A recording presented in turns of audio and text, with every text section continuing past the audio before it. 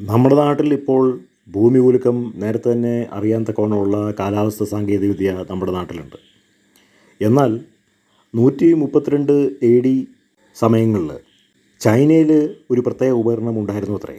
400 mile ദൂരെയുള്ള ഭൂമി കുലുക്കങ്ങൾ ഇതിന് കണ്ടുപിടിക്കാൻ പറ്റുമായിരുന്നു എന്നാണ് പറയുന്നത്. അത് നമ്മൾ നോക്കുമ്പോൾ കുറേ വ്യാളികളെ ആണ് പിച്ചളയിൽ കുത്തിവെച്ചിരിക്കുന്നത്.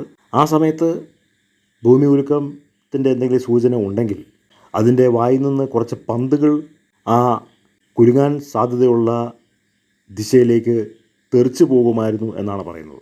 അത് എന്തിൻ്റെ അടിസ്ഥാനത്തിലാണ് ഈ ഒരു അടിപൊളി ഉപകരണം അവരുണ്ടാക്കിയിരിക്കുന്നത് എന്നുള്ളത് ഇന്നും ഒരു അത്ഭുതമാണ്.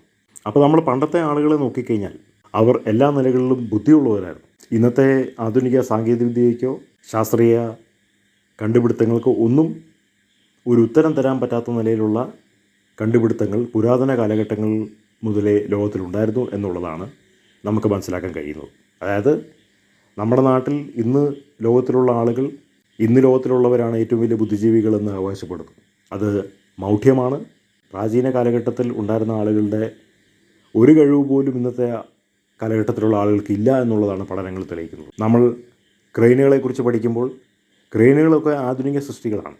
പക്ഷേ ക്രെയിനുകളുടെ ഒന്നും സഹായമില്ലാതെയാണ് ലോകത്തിലുള്ള പല ക്ഷേത്രങ്ങളും സ്തൂപങ്ങളൊക്കെ പണിഞ്ഞിട്ടുള്ളത്.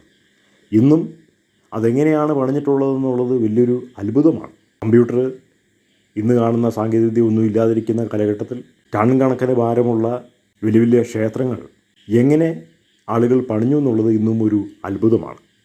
താജ്മഹൽ അതിൻ്റെ ഒരു ഉദാഹരണമാണ്. നമ്മുടെ നാട്ടിലുള്ള ഒരുപാട് ക്ഷേത്രങ്ങൾ അതിൻ്റെ ഒരു ഉദാഹരണമാണ്.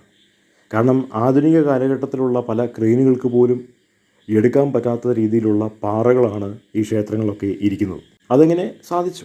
അപ്പോൾ പുരാതന കാലഘട്ടത്തിലുള്ള ആളുകൾക്ക് ഇന്ന് കാണുന്ന ആളുകളെക്കാട്ടും ബുദ്ധികൂർമ്മത ഉണ്ടായിരുന്നു. അതെങ്ങനെയായിരുന്നു എന്നുള്ളത് ഇന്നും ഒരു അത്ഭുതമാണ്. പക്ഷേ അങ്ങനെ ഉണ്ടായിരുന്നു എന്നുള്ളതിൻ്റെ തെളിവാണ് അവർ ലോകത്തിൽ പണിഞ്ഞിട്ടുള്ള പല സൗധങ്ങളും. ഇന്നും അത് ലോകത്തിൽ നിലനിൽക്കുന്നുണ്ട്.